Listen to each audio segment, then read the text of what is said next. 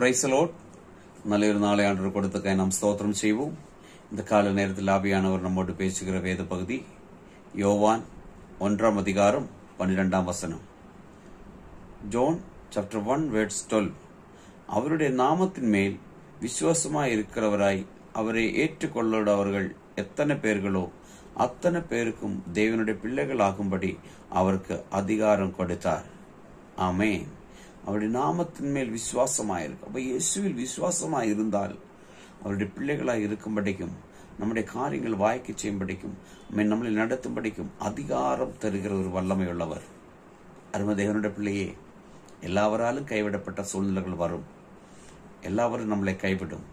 உலகம் வெறுத்து பேசலாம், காரணமின்றி நகைக்கலாம்.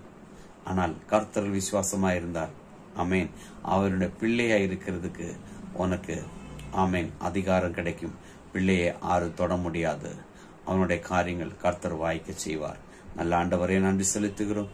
இந்த கால நேரத்தில் கேட்கிற ஒவ்வொரு பிள்ளைகளையும் இந்த வசனத்தின்படி பிதா குமார பரிசுத்தாவின் நாமத்தில் ஆசீர்வதிச்சு வைக்கிறோம். இயேசுவின் நாமத்தில் பிதாவே, ஆமேன்.